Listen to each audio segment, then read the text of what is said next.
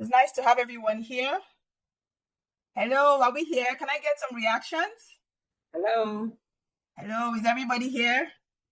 Thank you. Thank you so much. Thank you Yeah. so much. Good evening. Good evening. And you are all welcome to this amazing event. Are we going to get some videos or am I going to be talking to myself? Are we going to talk to ourselves today? Can we get some videos? One or two? Let's just know that there are people behind. Thank you. Thank you.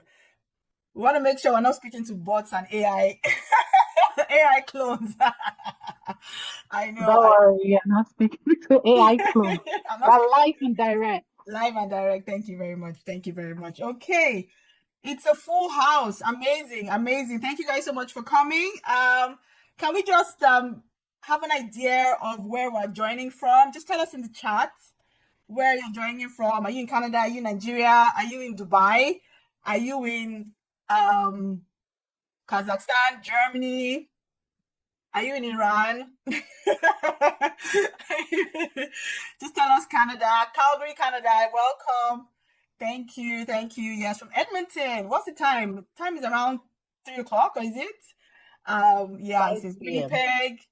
It's really nice to have everybody here. There's Kingston, Canada, from Tolulope. Thank you guys so much. Thank you so much. We're so excited to have you.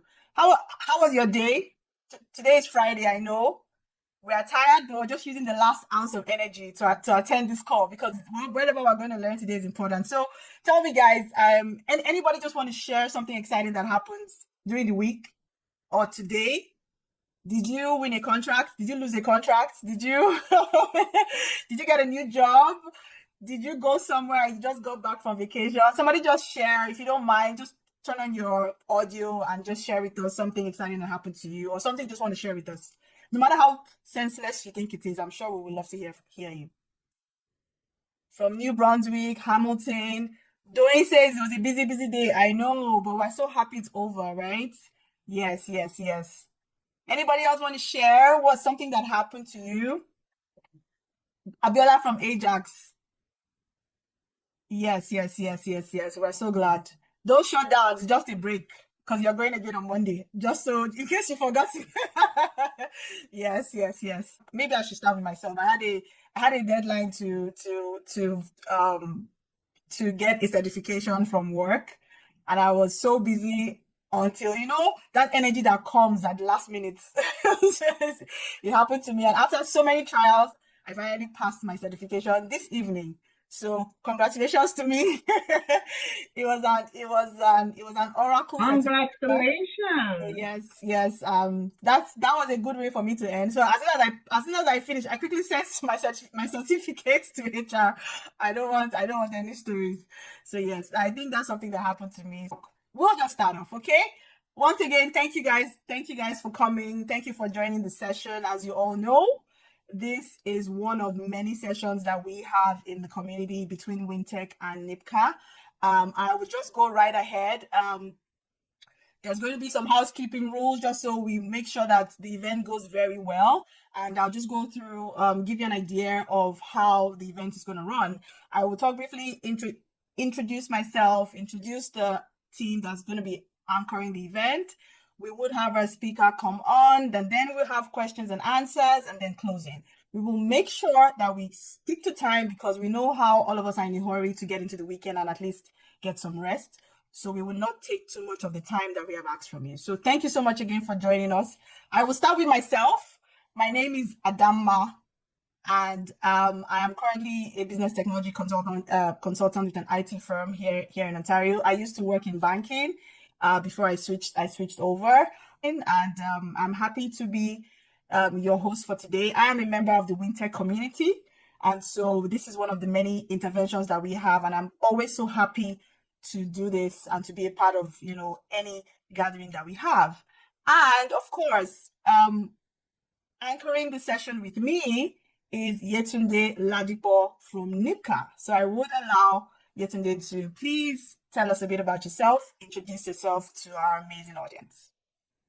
Good evening, everyone. Thank you all so much for joining the session. Like Adama mentioned, my name is Yetunde Ladipo. I am the membership / the community engagement coordinator for NIPCA, and it gives me so much pleasure to be here with you this evening. And I can tell you we're going to have an amazing time. And I'm going to hand over now to Adama to introduce Wendy of WinTech to us, who is going to be, just sharing briefly on WinTech and NIPCA. So Adama, over to you. Thank you very much, Yetunde. Short and simple, no time. Okay, let's go. All right. Okay, next on the lineup is Wendy. She's from the Winter community and also from NIPCA as well. I don't need to say too much, but for those of us that don't know Wendy, she's a whole lot. I can continue and not stop, but I will just go I will just go straight to the point. Wendy is the convener of WinTech, Women in Technology. She was moved by a need to create a space for women, specifically in tech, to come together and share their experiences, gain and learn and grow with each other. So I would just allow Wendy to introduce herself and speak a little bit about this event and why we decided to have this event, and also in conjunction with NIPCA as well. So please, Wendy, take the floor. All right. Thank you so much, Adama, and thank you, Yetunde. I hope everybody can hear my voice. Can everybody hear me? Please, yes. I want to be sure. Please give a thumbs up if you can hear. Okay, because I see someone drop in the chat that she can't hear anything anymore. So that's why I'm asking. All right. Thank you, Adama, and thank you, Yetunde. Good evening, everyone. I hope everybody is doing amazingly well. And like Adama said, my name is Wendy Wajifo, founder of Winter Community. I am absolutely passionate when it comes to empowering women, building communities, and creating opportunities that help women and young girls grow, succeed, and reach their full potential. One of the things that brings me the greatest joy is seeing people gain the confidence, knowledge, and support they need to transform their lives and careers. On behalf of Winter Community and NIPCA Immigrant Center, I would like to welcome you to today's virtual section, which is titled The Canadian School System, How to Get Your Children University Ready. As parents, guardians, and caregivers, we all want the very best future for our children. However, understanding the Canadian education system can sometimes be challenging. I know a lot of people who attest to that, especially for growing families, newcomers, and immigrant families. Many parents don't realize that preparing their children for university in Canada often starts a modern application process itself. That is why today's conversation is both timely and very important. For those who are joining us for the very first time, which I know some of you are joining us for the very first time, Winter Community is dedicated to empowering women and young girls in tech, as well as those who want to pivot into the tech industry. Through mentorship, education, leadership development, career advancement, and a supportive community environment, we provide opportunities for growth, learning, and success. We strive to create space where professionals can learn, connect, collaborate, and access opportunities that help them reach their full potential. We are also proud to be partnering with NIPCA Immigrant Center, an organization committed to advancing equity, opportunity, and belonging for immigrants across Canada.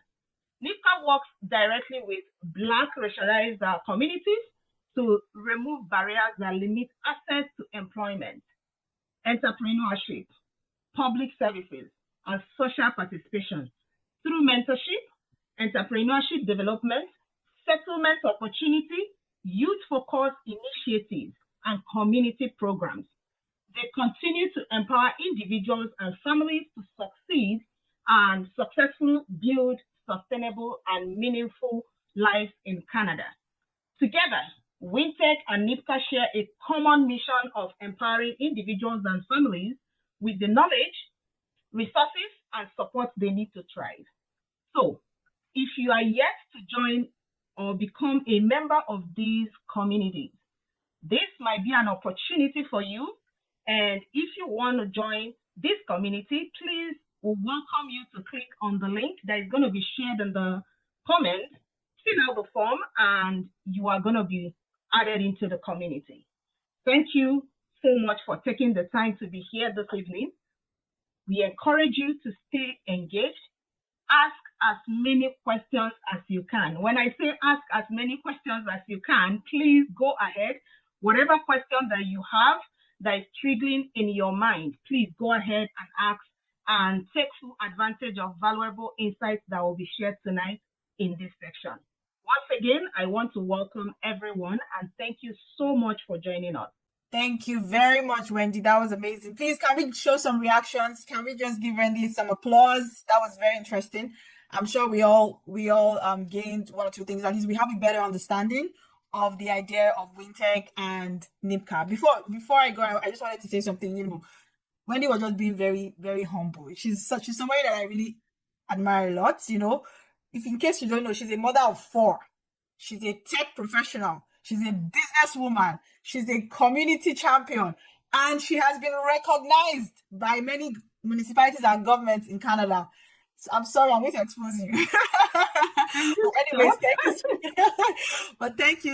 thank you so much. I mean, thank you so much for that. And of course, there's no doubt that everything that the community is sharing is definitely coming from the right sources and from people that know and have the right experience.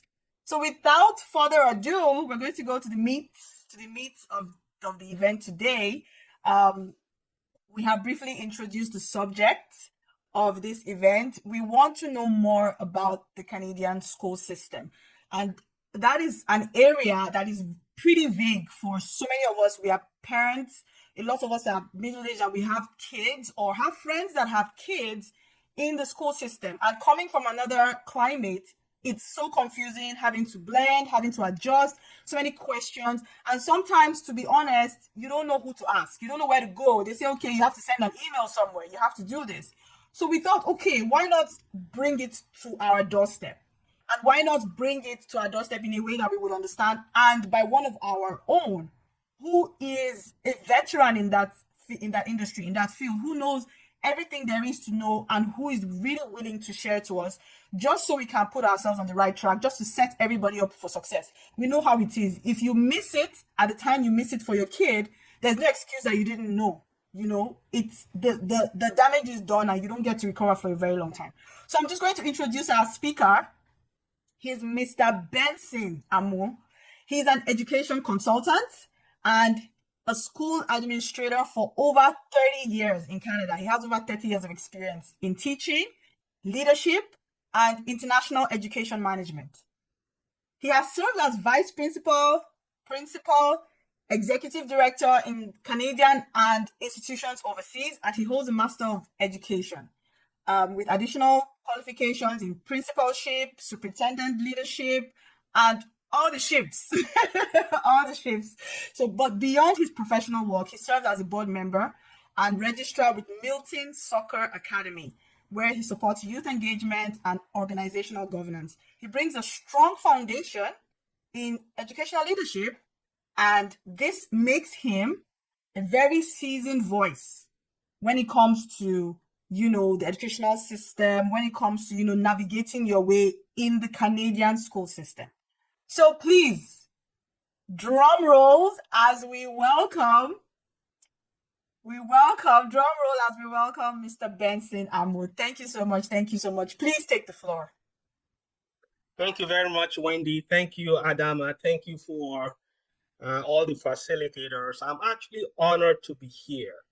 And I just want to thank Mr. Osita for fishing me out and thinking me worthy to be here. I came to Canada about 47 years ago, 1979. I came as an international student, and I've been through the systems of education in British Columbia, in Manitoba, in Toronto, in Quebec, and in China. So, like you said, rightly said, I'm seasoned and I've been around, and there's no need to go over my resume. You did a fantastic job. Do I have the right to share? Yes, you do. Okay, thank you very much. You're welcome.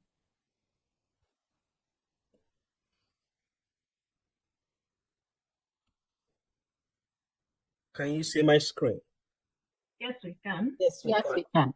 But you might want to start from the very first. Fantastic. So thank you to NIPCA, thank you to WinTech for bringing this subject matter to the forefront of our community, the Canadian high school system, and how to get your child university ready. So before I continue, I just want to build on what Wendy said, what parents want.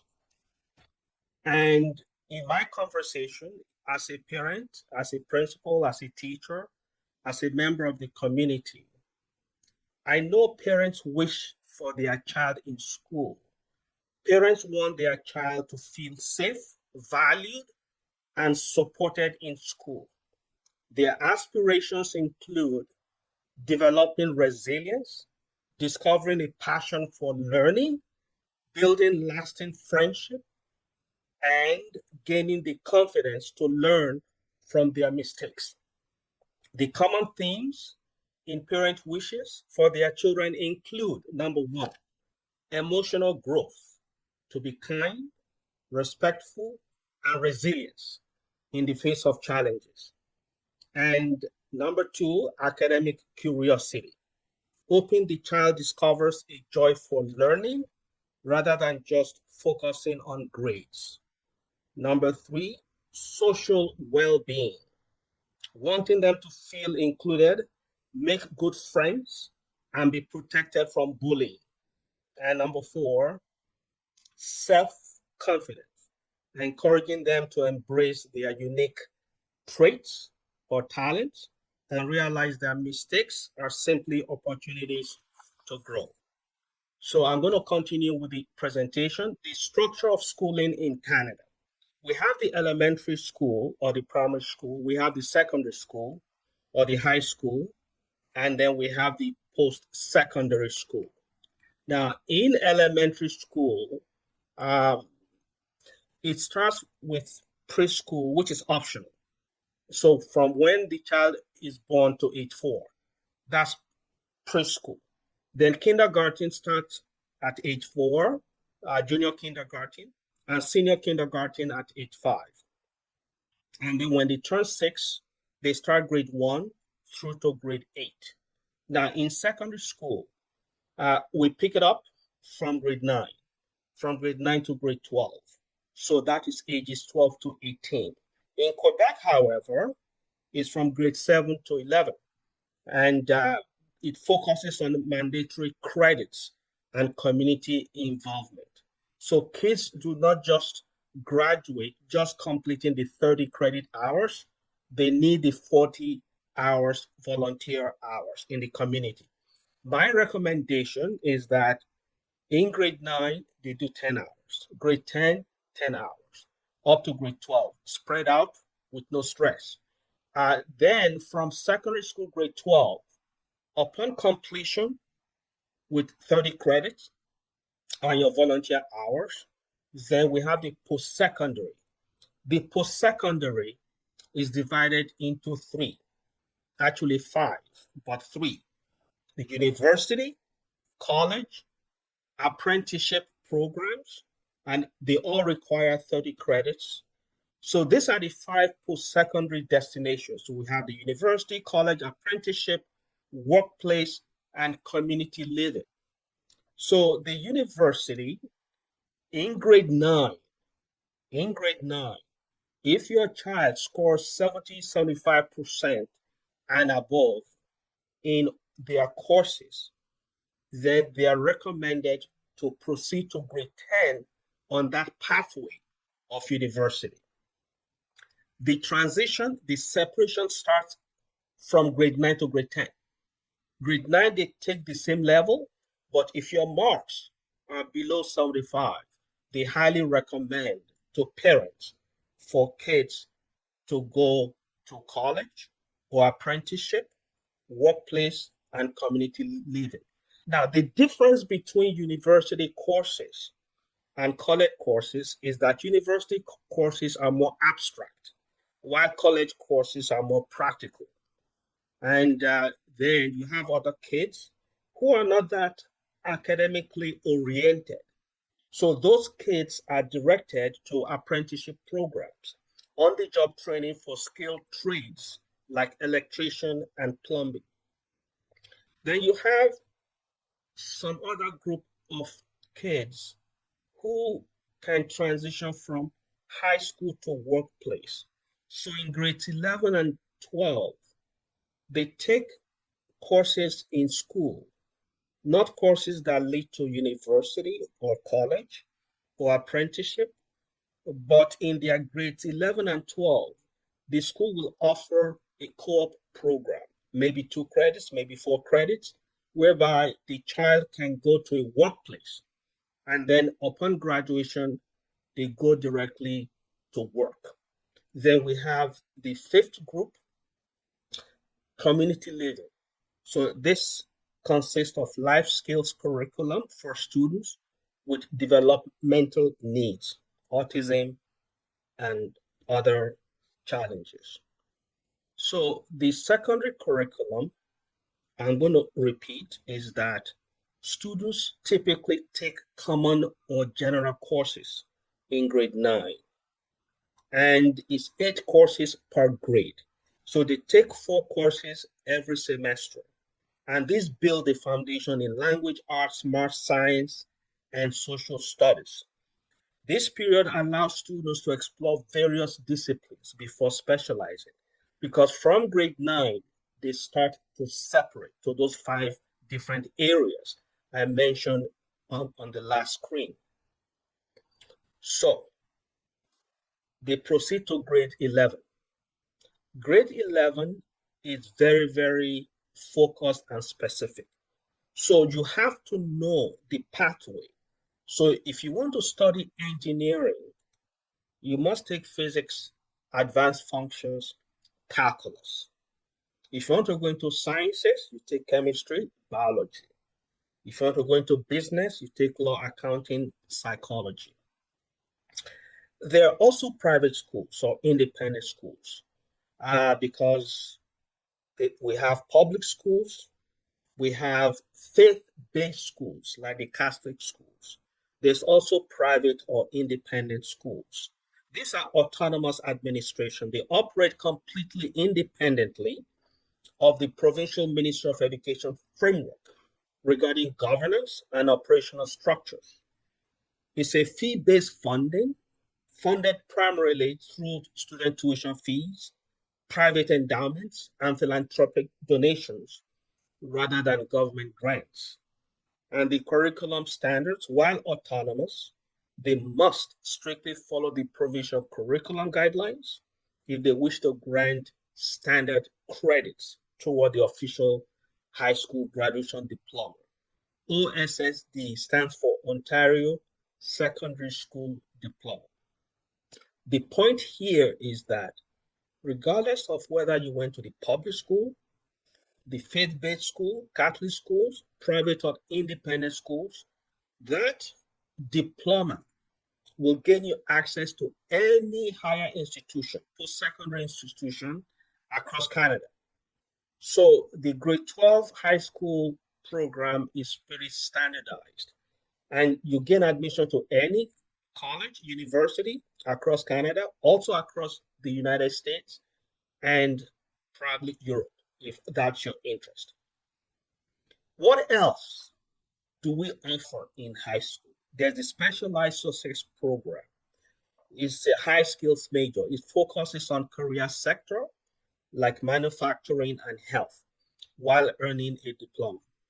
There's also opportunity to offer dual credits. These are courses that count toward both high school and college credentials, which means when the child finishes high school, they can go into their area of interest in college and with some credits in their pockets. We have the OYAP, Ontario Youth Apprenticeship Program, offered in grades 11 and 12. Kids who want to go in the path of apprenticeship.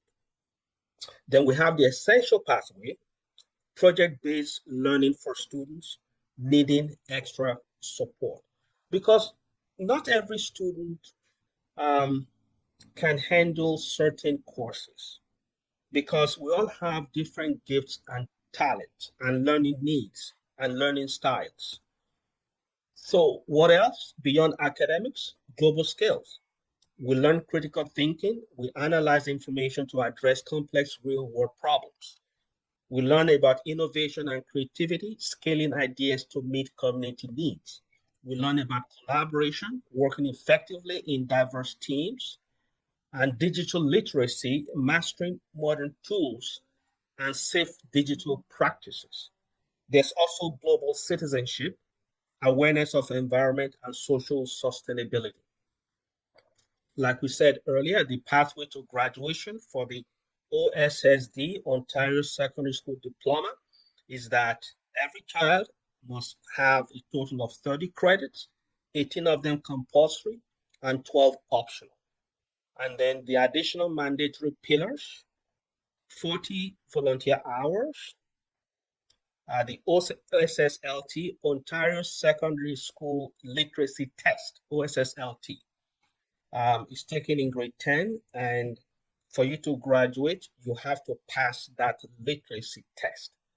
If you're not successful, there's opportunity to take that literacy test as a course in English in grade 12. It's very essential. Now, since COVID 2019-2020, the government has stipulated that online learning, 2 credits must be earned through online platforms. So understanding course codes, your child already knows from grade 8, they have blueprint, but as a parent, you need to key in, you need to be in conversation with the child and the guidance counselors. So U is for university. It's designed for entrance into 4-year university programs. So when they finish their grade 12 university courses, they go directly into the 4-year university programs in their program of choice. M is for mixed. These are courses suitable for both university and college admission. And C is for college, preparation for community college and technical programs. There's also a pathway called STEM and engineering. And this requires a heavy focus on advanced mathematics and laboratory sciences in grade 12. So again, understanding the course codes. ENG4U. ENG is abbreviation for English, 4 is for grade 12 level, and U is for university. Now, MCV4U means mathematics, calculus, and vectors, grade 12, that's level 4, university. Then SPH4U is science, physics, again, 4 stands for grade 12, university. If you're taking chemistry, is science, CH for chemistry, grade 12, university. So the pathway to business and arts, the prerequisite for business is English, calculus, and functions. And for humanities, English, grade 12, university history and social sciences. The strategic course selection. So going to university, admission is based on your 6 highest grade 12 credits, including prerequisites. The English rule is that English is the only course that is mandatory with the literacy test for almost every degree program in Canada. The universities are looking for that. The grade 11 counts when, for example, we have 400 applicants going into, let's say, engineering, U of T. And engineering, U of T, only has room for 300 students. And all these 400 students who are vying for 300 slots in that university, the university does not have the capacity for it. So they go into the grade 11 courses. So in grade 12, all the 400 kids are getting 90% because they know it's their last year. So they buckle up and they want to attain the highest mark possible. But because they need to filter out a percentage of students, they go back to their grade 11 courses to see how many kids have been consistent with 90+% average. So the expert advice for parents is that you must consult counselors. They know the specific admission trends, and you research early using tools like OUAC, Ontario University Application, and My Blueprint. And you balance marks, mix challenging prerequisites with high interest electives. Now, parent involvement should actually start way back in the elementary schools. Make sure you're visible. Make sure you participate in the fundraising activities. If you have the time, make sure you know the teachers. Make sure the teachers know you. That way, when they're dealing with your kid, for whatever reason, they know there's a concerned parent. So they pay extra attention. Then we have the advanced academic pathways. Now, some parents will come from their country of origin, and their kids from the get-go, they are just exceptional. They are above average. All these kids, they need an enriched program. They don't need the regular university program. They need to, so there are two types. There's the advanced placement. It enriches learning by studying first-year university material alongside the Ontario curriculum. They standardized exams in May and they earn university transfer credits. There's also one called International Baccalaureate, the IB program. It's a globally recognized 2-year diploma, grades 11, 12. The components include TOK, Theory of Knowledge, a 4,000 word extended essay, and creativity, activity, and service. These two programs, they are not for everyone. They are for kids who are academically highly engaged. And so beware of that as a parent from grade 8. Sometimes the high school that is recommended for your kid, that it's in your zone, might not be offering advanced placement or the IB program. So you have to talk with the grade 8 teachers and the principals to find out the regional school within your locale that offers AP and IB program for your enriched kids.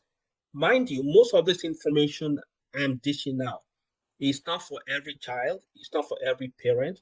So just pick the one or two that pertains to you. And if you need clarifications or clarity, you can ask questions later. And then you have the student support ecosystem. So in elementary school, there's what they call the CERT, which is the special education resource teachers. They assist with individual education plans, IEP, and modifications. Now, most of the parents in our community, they just resent anything identification. I don't want my kid to be identified. They have no learning problems, but sometimes the school have data to support while they are trying to offer this individual education plans for your kid. And the best way I can explain this is that not everyone has 20/20 vision. And if you let everyone just continue, some people will be disadvantaged. That is why, if your kids need identification, what does that do? We modify curriculum. Some kids cannot write a test within the allotted time. They need extra time. So you need to give your kid that support, that advantage if they need identification. It's not a bad thing. Then you have the CYW, the Child Youth Worker. They support social, emotional, behavior challenges to ensure academic success. And then you have the social workers. They bridge the gap between home and school, offering mental health support and crisis intervention, because you don't know the story in every home. in every child and their upbringing and their challenges. So the school offer all the support system depending on the need of the kids. So I'm just wrapping up here. When you have your kid during preschool, that's where the journey really starts. You need to get your kid ready for grade one. You need to stimulate them, engage them with educational programs, reading, writing. That's where it starts. That's where the learning gaps begin, so that you want to make sure your child is grade one ready, then to grade eight, then to grade 12, and later on to university. At the same time, you need to start to invest early at that age when they're born, less than 1 year old. You need to start to invest because you cannot support your kids to be successful academically. And then in when it comes to university, there are challenges in terms of helping them with their tuition fees. So the annual tuition for domestic students is like $8,000. Living, residence, and food is about $15,000. Books and supplies, $2,000. That's estimated $25,000 per year. For a 4 year program, you're looking at $100,000. If you have 4 kids, yeah, at least 400, close to half a million. So when I say projected university costs and you need to start to invest early, I mean that, because you will not believe that some grade 10 students transitioning to grade 11, that summer, they start looking for work or jobs to support their kids, I mean, their parents with bills, with, with expenses. And all these kids, they go to school, they work after school till 11 p.m., 12 midnight, and they come to school tired and stressed. Not all students, I'm just saying, we need to get our kids not just university ready, but in terms of affordability. So education does not equal wealth. If you have a degree, it's an income driver. So degree equals salary. If you have assets, wealth driver, assets equal generational wealth.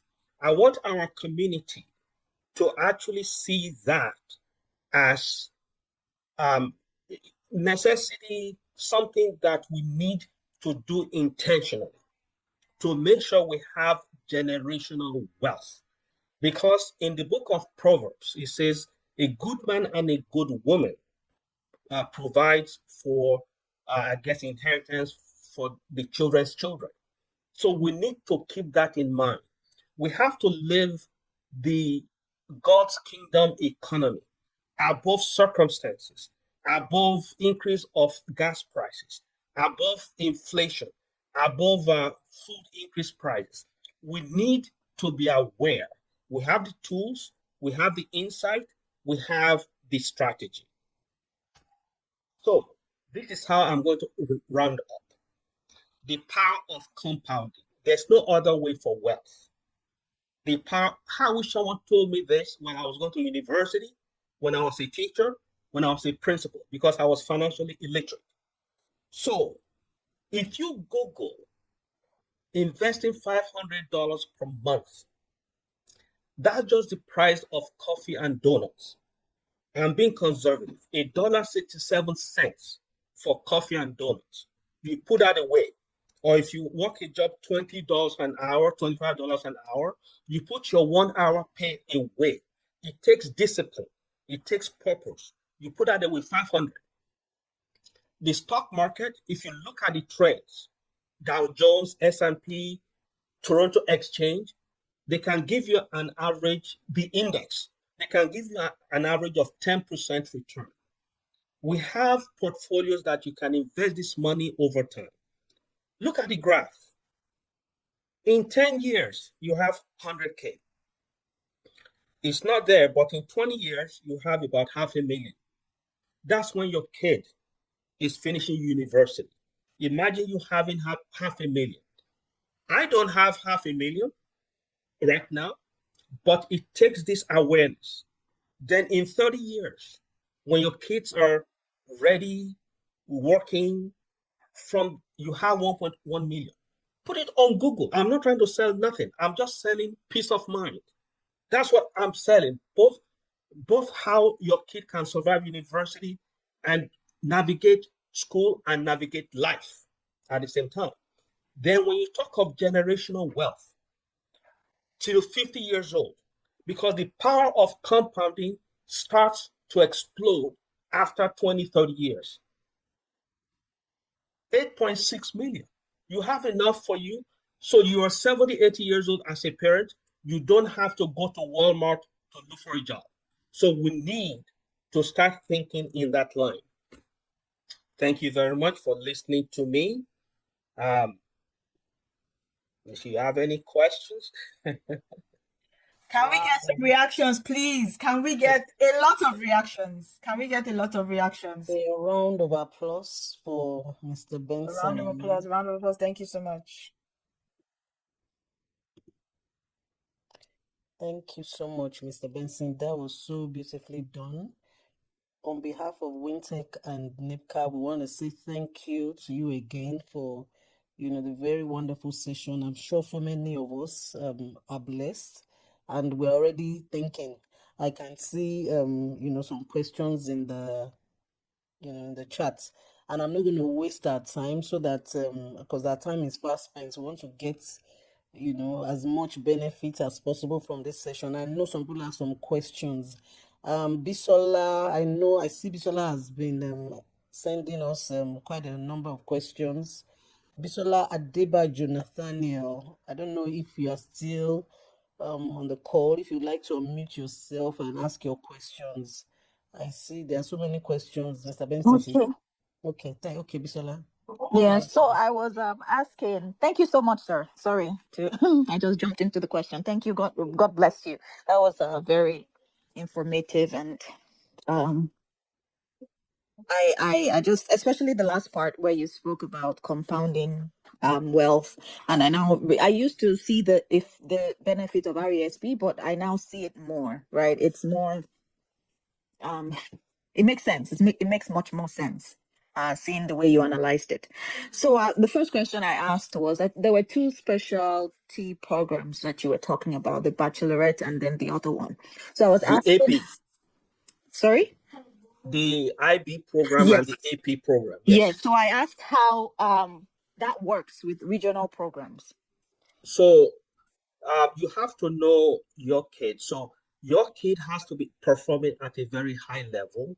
Actually, there are some parents who are really having challenges because their kids are actually born in grade 7, 8, and there's no other program, and they have to wait transitioning to grade 9. So if you work in collaboration with your grade 8 teachers, because they start to put together the portfolio for the IB program or AP program in grade 8. And there's an exam to write. It's why I said get involved from the beginning. Be in communication with your school, the teachers, administration, guidance counselors. Be visible, be seen. All right. So from grade 8, very important. Participate and don't let your kid miss that boat. So I was asking, thank you, sir, as it relates to regional programs, especially because they're not like regular school programs. So all these things you listed, do they apply to regional programs as well? And do middle school regional programs increase acceptance rates and scholarship probability? Yes. So the IBAP program, sometimes they're offered by the school that your child's supposed to attend. But sometimes the APIB program are not offered in the school of choice because of the zoning. So you have to check the school board or guidance counselors to find the regional school within your school board that offers the AP or the IB program. The difference between the AP and IB program is that AP, you can take one course like math or English. But the IB program is a block, is the whole grade 9 course, All the right. whole grade 10 course. So AP is partial and IB is the whole grade 9 program. And again, IB and AP, all it is that in grade 9, they are taking grade 10 courses and so on and so forth. By the time they get to grade 12, they are taking first year courses. So the advantage is that when they do go to university, they are granted some credits already. But this is what I find as a school principal, as a teacher, is that some kids and parents, they channel their kids through this AP IB program, either in their home school or regional schools. And then by the time they are going from grade 11 to grade 12, they drop out Okay. because they would rather get 95% in the regular university courses than get 80% in the AP and IB program. And having gone through the grades 9, 10, 11 program, it has equipped your child with a different kind of discipline that is Right. above the other kids who were not exposed to the AP and IB program. Right. So when you have, I'm sorry, this will be my last question. I promise. So when a child is in the regional program and you're able to locate the exact region that offers that, are you allowed to, even if it's far from, because you know the way regional programs work, right? It's just like one in your locality that you can attend. For instance, if I live in maybe Caledon and then it's offered in Toronto, am I going to be allowed to take the child to Toronto? Because I know regional programs, it's just where the child is located. It doesn't matter as per the location. So will I be allowed to enroll my child in a school in Toronto because he's offering a regional program because that they have that specialty that IB AP. and AP, yes. Yes. So Okay. so I live in Melton. So let's take the Halton region, for example. And then in Milton, there are about 2 or 3 high schools within your region, but you don't qualify for transportation Yes. if it's some Outside the kilometers. region, yes. Yes.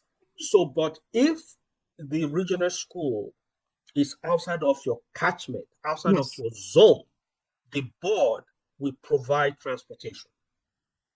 Hmm. But from what you say now, you're going from one region, Peel Yes. or Brampton to Toronto. Yes. So the onus will be on you to do that, to get the kid to school. Okay. Okay. All right. Thank you so much, sir. You're welcome. Thank you, Bisola. Kosi, you're going to be next, and then we'll have Sandra. But before I take you guys, so that we don't forget about the questions in the chat, I see some people that are not raising their hands, but they're asking questions as well. Doing said, what does it take for a child to get an early university admission by the end of grade 11? And how do we keep or retain the early admission? So by the end of grade 11, you would have attained 24 credits. If you do combination of night school, summer school, online, you might get up to 28 credits from grades 9, 10, 11. Because some kids do take summer school to fast track, right? So I don't know how a kid can attain 30 credits by the end of grade 11. So admission is possible upon attaining 30 credits by grade 12. Now, having said that, I know there are some parents who actually pay um, for their kids to earn credits in some private establishment. There are some quasi-private schools in basements all over Brampton. People own private schools, but the university will question that because it's kind of abnormal for a kid to come to them from grade 11. They will scrutinize the credits and question the credibility. So early admission from grade 11, I don't know how a kid can finish 30 credits with taking one summer school between grade 9, 10, 10, 11, 11, 12, online courses. You might be close to 28 credits. But nothing is impossible because some parents are very ambitious, so nothing is impossible. There's also opportunity to challenge credits. So if you're in grade 10, 11, you can challenge a course. So like if you go into grade 11, you can challenge at the beginning of grade 11 a math course because your kid is so gifted in math. And then that grade 11 course can be granted. And then in grade 11, they can take grade 12 courses. It's not impossible. It's just far-fetched. That's all. Okay. Like it's not normal. Okay. Thank you so much, sir. Doyin Abitoye, I hope that answers your question. And then I'm going to call on Kosi. Okay, Kosi, you thank can you unmute. so much. Thank you so much, Mr. Benson. I wanted to ask, I've heard so much about the AP and the IB programs. So I was just curious, what are the benefits of doing both programs? Are there like added benefits to your kids doing those programs? Yes. First of all, they have a different mindset. They are very focused. And when you see them in school, in a school of 1,500 students, they are always moving in groups. They are so focused. The work is so intense. You don't see them hanging around. They're disciplined. When there's fighting going in or some drama going on in one section of the school, and about 60% of the school is rushing towards that chaos, whipping out their phones. Within 2 minutes, it's on social media. You don't see them. They are not there. They're in the library. They don't partake. It's like um, the difference between a rich mindset and so they are disciplined, they are structured, they are progressive, they are analytical. It helps with the well-being of the child, both academically, attitudinally, behaviorally. So yes, there's a great advantage. And not only that, when they go to college, when they go to university, they excel because they have a special mindset to succeed. See, okay, so this is how I will put it. There's discipline, there's consistency, um, and then there's focus, and then high up there, there's predictability. So there are some kids, when you see the trend, their transcript, their report card from grades 9, 10, 11, 12, you know they are predictable. You know they are 90% students, they are 40% students, they are 30. So they are predictable in terms of the academic success and personal responsibility. It's like a kid going through the army and a kid who just average. They will have a different mindset. So, and not just academically, how they handle life, how they handle home, how they handle money, how they is different. It's another higher order thinking skills at that level. Okay.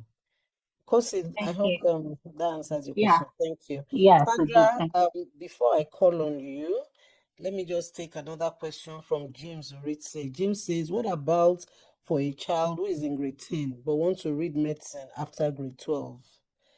I don't know if that question is in full exactly. What about what, James? I don't know Okay, if so I just unmuted. Thank you so much. I just discovered I didn't finish mine. Just to tell us a kind of preparation for that child because I hear so much coming to Canada that you don't go directly and blah blah blah. Just to get some preparation and understand the system. Yes, thank you for asking that question. So in grade 10, you make sure that your child gets all the support that he or she needs. You see, you cannot set this level of expectations for anybody, be it a child or as a principal, your teachers. You say, look, I want to make sure that the achievement rate in your class is above 70%. So when you set such a high standard of expectation, you must meet it with an equal level of support. So unless if your child is naturally brilliant, so make sure that in grade 10, their science mark is close to 90 or 100. So, and if they are struggling, say 80%, it just takes a tutor 1 hour a week to bring that kid from 80 to 90, right? So you need to provide that support. So once that child gets 90 something percent in science in grade 10, then they can proceed to chemistry, biology in grades 11, 12. And then after high school, they take sciences in university. I think it's a 4 year program. Then they start to branch into medicine from there. It's almost like law. You take any degree of choice, then you go to law school. So it's why some kids will actually go to some place, I think it's an island, where you can go straight into the medical school. So please get your child ready. If that's your interest, get them ready in grade 10, provide all the support to make sure that either science becomes a passion for them or they love it. And I'm going to say this. Some parents live their dreams through their child. They did not become medical doctors, so their child must be a medical person. And if that is not the strength of the kid, and you're driving that kid, not every kid, some kids can have emotional breakdown, and you don't want mental health to set in. So be careful what we wish for. But I'm encouraging you to actually provide support for your kid. I think your kid can do it. All right. Thank you. James, I hope Mr. Benson has done justice to your question. And Yes, thank you. okay. Sandra, you have the floor now for your question. Hello, good evening, sir. Thank you so much. Thank you, Intech, for this session. Sir, when you were, giving us the rundown, I'm not sure I heard about French immersion because my child is in French immersion, grade 2, and they're still struggling with the French. So I want to know, in terms of positioning her for university and, for a good course, if being in French immersion and we are still struggling with the French. Her last assessment, she was below benchmark. I meet the teachers, I attend everything in school. I ask the teachers, and they keep telling me it's all right, it's fine. No, don't worry. That's what's expected of her. Like, they keep making me feel like everything is okay, but on paper I'm saying below benchmark, which is not okay to me. But moving back to my question, how, in terms of preparing her, my focus now is her learning the French. That looks like my focus. Should I shift it to, the science, maths, English, and all that? Should I shift my focus to that? Because right now, it's just been that French one that has been my focus. Yeah, thank you for asking the question. What grade is your child? She's currently in grade 2. Okay. Do you guys speak French at home? No. Okay, that's one handicap there because there has to be continuity. See, student success and achievement is a collaboration with the home and the school. It's not just a school thing.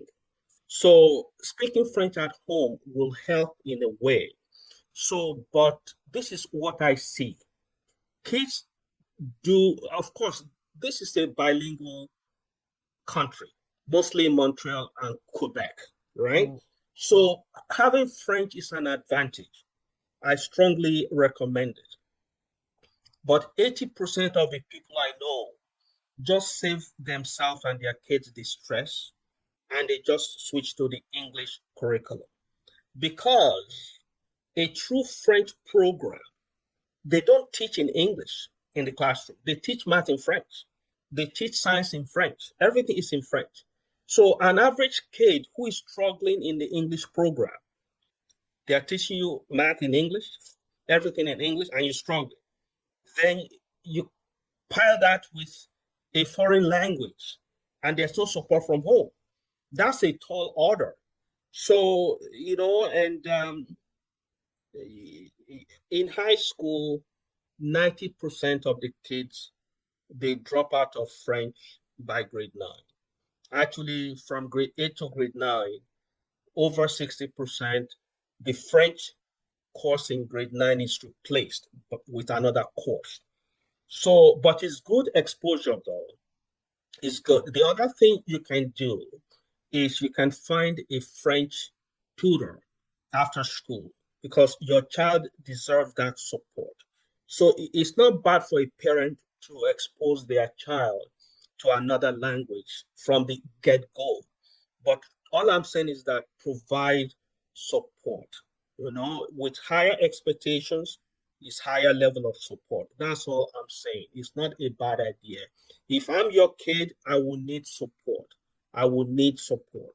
So provide your child that extra learning, tutoring, or a private French school after school program, because the teachers in school can only do so much.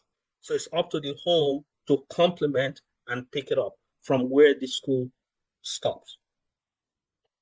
All right. Sandra, I hope that's our time is fast spent, but there's still quite a bit of questions still on the IBEP program. I'll try and see if I can combine them. Somebody said, can a child in regular high school who is not in the APIB program, can they still get admission into university? And another person wants to know that, do private schools offer the same level of focus and structure as the APIB for high school students? While some other person is asking that, what are some of the things we can do in elementary school to ensure that our kids can make it into the AP program? And then someone's asked, okay, this APIB we are talking about, is it that the child can they get into this program just because they want to, or is it based on their performance in middle school? Yeah, you have to qualify. Like the grade 8 teachers have to recommend you, and your marks have to also support your entering the AP IB program. And also there's a test that is written that is outside of the school. It's an APIB test. So there's all kinds of requirements that you need to have before you can continue on that path. You cannot just go there because you want to go there. You have to qualify. Okay. So, somebody is asking that, okay, what can we now do to prepare these children, to ensure that they get into this AP IB program? You've talked about us, supporting them. So how can parents support in this regard? So if the parents are monitoring the academic progress of their kids from grade 1 or grade 2 or grade 3, along the way, the guidance counselors would have provided other alternatives. Either they recommend that the teacher in question provide enriched program. So let's say the teacher is teaching something like fractions in class. And for a child who wants an enriched program in elementary school, the teacher can provide worksheets that is above that grade level. It could be fractions, word problems, applications, whereby they have to, um, I guess, exercise their critical thinking and problem solving. So the teachers from grades 1 to 8 can provide that additional learning for kids who are already 90% and higher. So it's all in the communication. Start early. If that's your desire, start early. Don't just start in grade 8 and say, I want my kids to go into APIB and they've been getting 60%. No, no, no. You have to start, provide support, talk to the teachers, guidance counselors, look for tutors, do whatever you need uh, to help your child attain the goal that you set for the child. All right. Let me call on Uzamaka before we go back to some of the questions in the chat. Uzamaka, can you unmute yourself? Okay. Yeah, it's the husband is currently here now. Thank you so much for all the organizers. Well done, such a great job, and well done, sir. My question is in the line of if a child has already gotten into maybe government high school admission or placement and is not in this program, is it likely that in grade 10 he gets recommended based on grade 9's performance? Because what I hear about the placement I took for my son is that it's a U or D line program that they're doing for offering in the school is being referred to this. So I don't quite understand where the AP is coming in. I need clarity on that. I don't know if you can help shed more light on that. Yes, so kids coming out of grade 8 going to grade 9, most of them go into the regular program, just regular university programs in grade 9, then those different 5 areas in grade 10. But AP and IB is kind of optional and is for just a certain group of kids who have the academic requirements. So now that you are aware of it, if your kid is already in grade 9 regular program and your desire is for them to join the grade 10 AP and IB program, you need to approach the guidance counselor or the school principal, because I've seen 1 or 2 instances where a kid transfers from another school or overseas into grade 10 and they are put in the AP IB program because their credits from that school they are coming from supports it. So there's a sense of continuity. But in your case, I will highly recommend that you have a conversation with the guidance counselor, the vice principals, and see how you can switch your kid from grade 9 regular program to the IB AP program. Again, like I said, 80% of kids in these specialized programs, they drop out going to grade 12 because they just need it for the discipline. And the only advantage is that you might get 1 or 2 credits in grade 12, 1 or 2 university credits in grade 12. So it's up to you to determine if it's worth it. But your child will tell you by grade 11 or 12, Dad, I'm switching to the regular programs because there's peer pressure. Their kids are switching and they've seen their siblings, older siblings, switch and they're getting 90% in the regular program because they've gone through the AP and the IB program. So if you have 300 students starting in grade 9, by the time they get to grade 12, you might end up with just 1 class of 30 students. Yeah, so it's not something that one really has to do, but there are some kids who deserve it because that's their element, that's their comfort zone, just at that 100% plus. There are some kids who get 100% in math, in science, in physics. They get nothing less. So all those kids are very comfortable. But I'm saying out of 300 kids who start the AP IB program in grade 9, by grade 12, they are down to 30 kids. But the other 270 who dropped out, they would have benefited because they are above the average. So there's benefit in the regular program. I see. Yes, of course. Yes. I mean, because your response was kind of making me come up with some sort of backup question like, what is gain the benefit of the AP IB program, and what's the downside of the regular program? Because what I was even hearing was in the APA ID program. I've been to about 4 schools. So they kind of insistent on you need to go to the school that is within its placement. But there were 2 schools. One school was supposed to be like an English something learning program. So his class teacher in year 9 now, sorry, year 8 now says excellence is very good. Excellence reads lots of books. So like he doesn't need an English program. So he can go to the program or the school where they do the D line, they call the D line program. However, remember. No, when I get it. So basically, we're not even being given the option of anything APIB. But I'll bring it up like you have advised with the guidance counselor.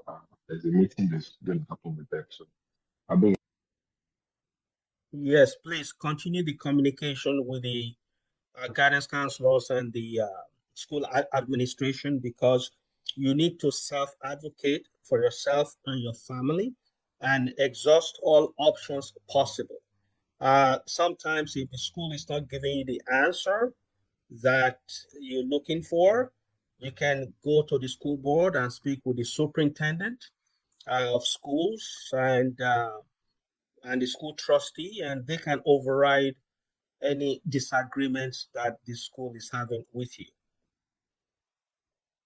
Okay, thank you so much. For those of us that will probably will not, take your questions, there is an email address that Wendy has posted on the chat. It's info@womenintechcommunity.org.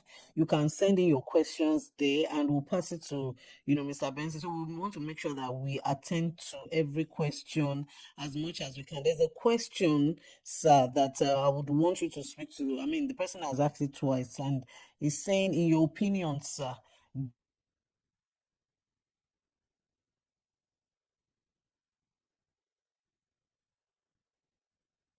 I think I think Yetune she has is caught frozen. up.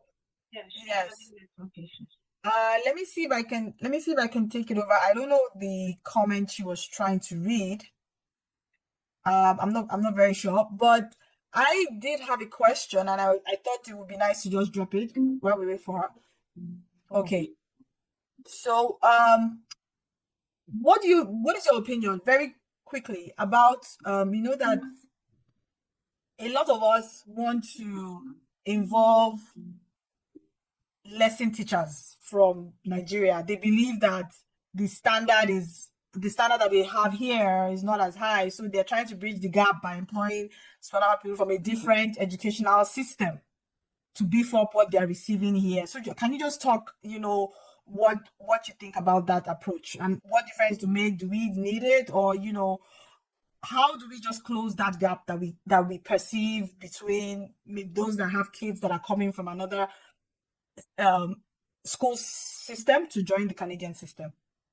Yes, looking for experienced teachers from, let's say, Nigeria, then they have to go online to be aware of the Canadian curriculum and teach them within the context of the curriculum.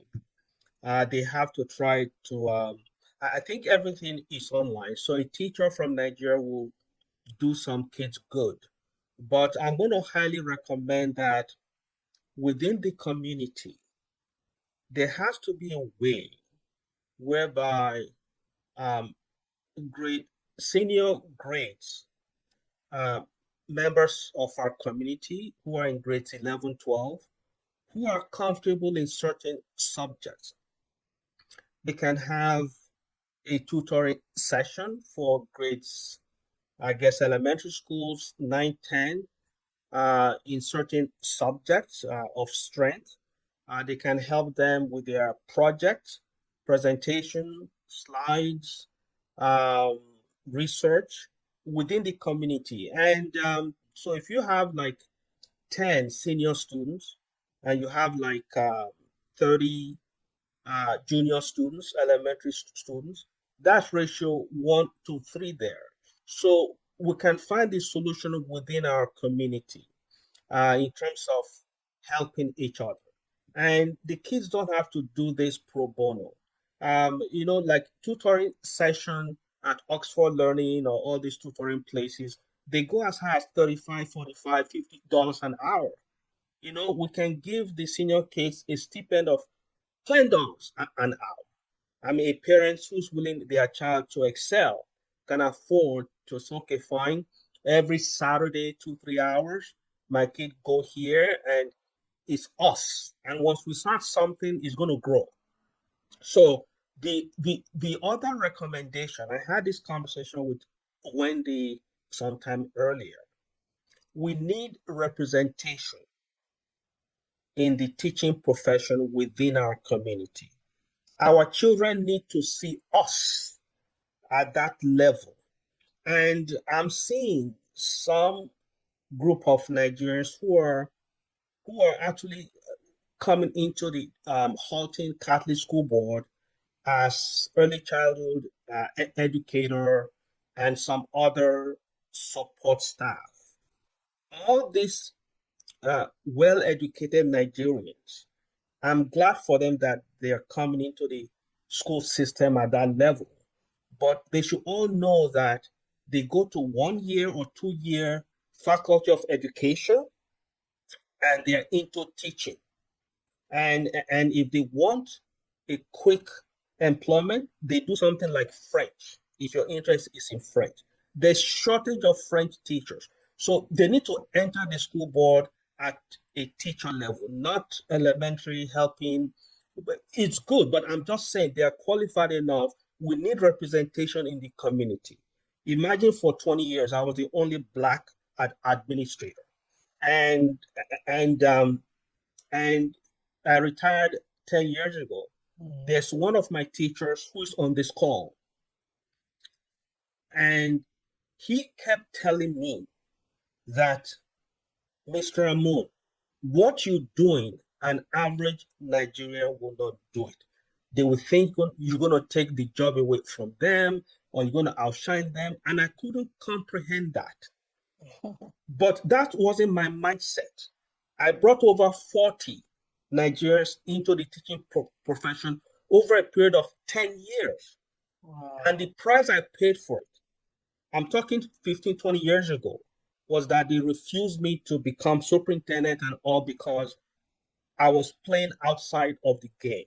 And that was a sacrifice to me, was nothing. I was happy to take people from the factory to the classroom, from Wow. $16, $17 an hour to $24, $25 an hour. And I have a few of them who are now vice principals and principals. We need representation. We need to, and again, teaching after, I mean, the starting income maybe 60K, 65. In 8 years, you're at 100K. And if you're a mother, when your kids are on holidays, you're on holidays. So, and I'm just saying, I'm not, I know you're WinTech and all, but I'm just saying other people on the chat who will want other alternatives. We need representation so that we can tutor our children and the children will be more willing to actually listen because, some challenges is that, don't be fooled. Not all teachers will approach every child. Not all teachers. Sometimes they don't know how, right? So I'm just saying we need more of us in the school system so that we can help ourselves. That's all I'm saying. All right. Thank you so much, sir. So many nuggets that you have dropped for us. I'm just going to take one last question and we're going to call it a day. But before I ask that question, I just want to direct our attention, to the chat box. Wendy has dropped, the links for all those that want to be a part of WinTech, the LinkedIn platform, Instagram, and all of that. And of course, the email address where you can send your questions to, if peradventure we didn't get to answer your questions today, please reach out.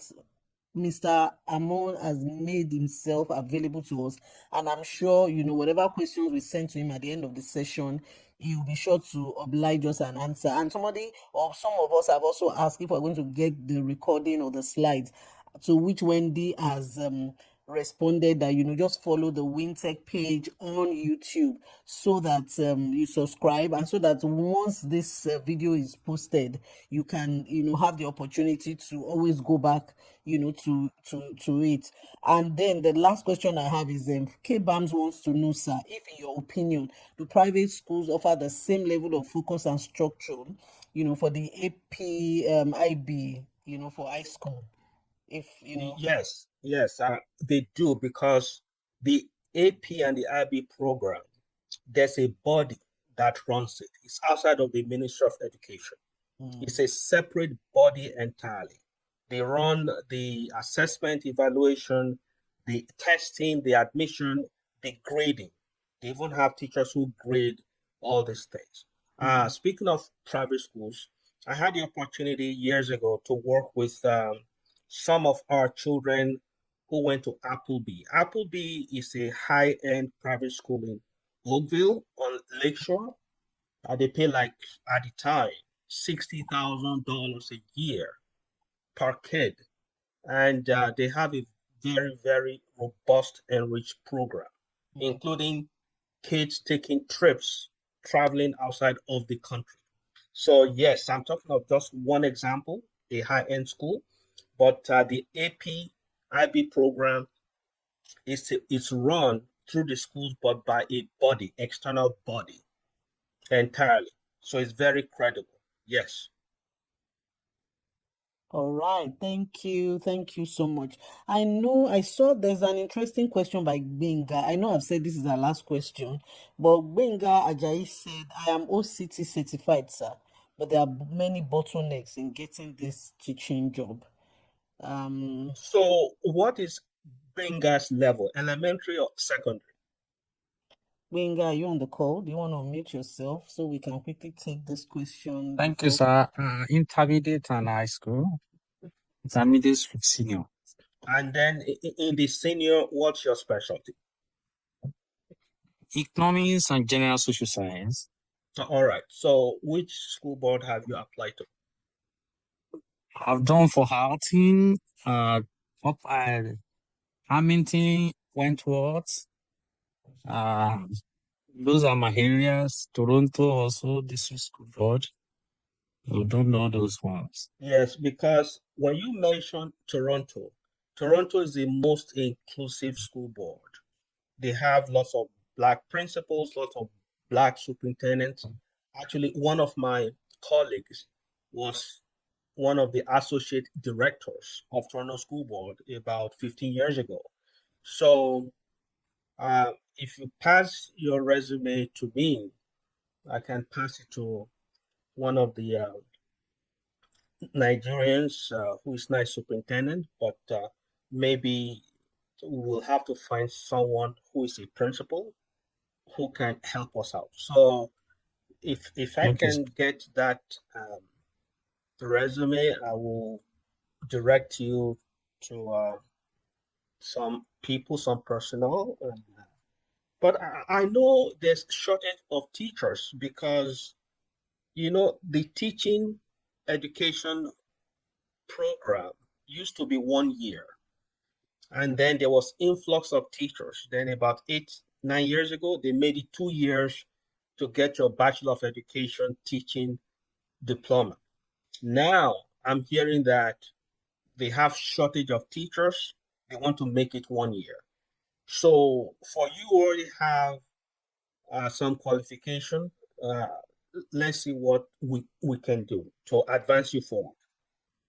Thank you, sir. You're welcome, my friend. Okay.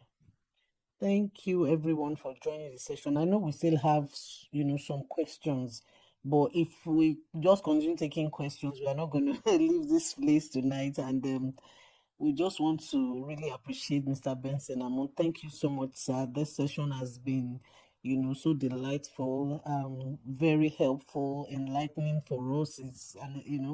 And someone is saying, please, we need part two. So I'm just going to hand over to Wendy. Wendy, are you still on the call? I'm just going to hand over to Wendy. Asking some people are asking how to how we're going to be able to get in touch with Mr. Amon. But please, like I said, there's an email address that Wendy has put up in the chat for you to send your questions and inquiries through WinTech. Because I don't think we want to share Mr. Benson's you know email address or whatever here, so we don't bombard him. So I think the protocol will be to go through Wendy. Wendy, I don't know if you want to speak to that. All right. Thank you so much, Yetunde. Thank you, Mr. Benson. Really appreciate you. Honestly, I've been taking some kind of notes and also, trying to process everything within on my head too. Thank you so much. Really appreciate you. It's not easy trying to share from your wealth of knowledge and being able to enlighten us more regarding the Canadian system and also how we can help to equip our children towards entering into university. We really appreciate you. Thanks a lot. Yeah. So for everyone that is asking, please, yesterday I've already mentioned, we know that we can't, how I wish we were able to take all the questions, but again, please, bear with us because we love keeping to our promises when it comes to time. It's one thing we like keeping to anytime we have our section. So we'll plead with everyone. If you have any question or there are things you still want to find out, please do well to drop it in the send us an email, and definitely we are going to connect it to Mr. Benson and he will do justice to them. Whatever question you have, please, we'll plead with you, share that with us, and you will definitely get a feedback to that. And for those that are asking for the recording, of course, we do sometimes share our sections on our YouTube channel. And that is why we are asking that if you are in this call, sometimes all these sections, you might feel like you want to go back to it. There are one thing or two that you want to check. So it's an opportunity for you to go back to the YouTube and look at it, make your notes, and, get yourself ablaze to everything that we say today. So that's why we are asking you click on the link in the chat and, subscribe to our YouTube channel so you get to know when the video will be out. Okay? Other than that, I think, Yetunde, I hope I answered everything you asked. Yes, you Okay. did, Wendy. Thank you. Although I think I see one or two comments there saying if we can repost the YouTube link. I think Yes, they said sure, they're we clicking can. on the link is not working. So you might want to check it. Okay. They said it's Okay. not working. And I see some people asking for part 2. They want part 2 on scholarships. Oh, okay. So we'll deliberate, WinTech and NIPCA will deliberate, but for some of us who don't know what NIPCA is Nigerian IT professionals in Canada, for those that joined the meeting late, like Wendy already spoke to it at the beginning of this session. So, you can connect with both WinTech or NIPCA, and then we'll take it from there. Thank you, everyone, again. Thank you, my co-moderator for today, Adama. Yes, you are most welcome. Thank you so much, everybody, for being a part of this amazing session. I'm sure I feel like we just whet everybody's appetite. Like everybody wants more for sure. I will definitely put that in the works. We'll definitely take note of that and make plans to have a follow-up session. So we would like to take a screenshot of all the attendees. I think Mr. Benson, you're still sharing your screen. So just maybe to stop sharing so we yes. can get everybody. Yes. So we just want to Thank take a you. shot. Thank you so much, Mr. I've already Benson. stopped him from sharing. Okay, good. So if anybody has cameras on, we would like just so we can take a screenshot of everybody here. Any more cameras? We don't care what it looks like, just put it on. Of course, please come and see what. Yes, thank you very much. Thank you very much. It was very interactive. It was very engaging. We really appreciate your time and everybody that is here. Thank you very much. Thank you for obliging us. Thank you so much, Mr. Benson. We cannot thank you enough. Awesome. Thank you so much, everyone. And thank you, Adama and Yetunde, for helping out.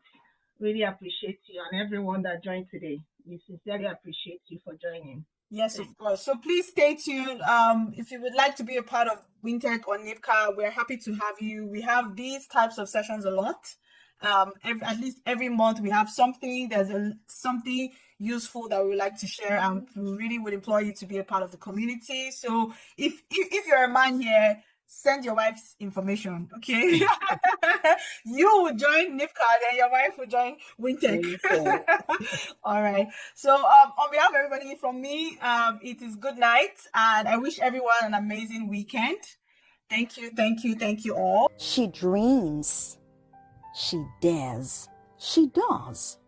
She's a big thinker with a drive for excellence. She wants it. She goes for it. She's not ready to negotiate her future. She is prepared to own her spot, to live her dreams today, to liberate herself from stereotypes and imposter syndrome.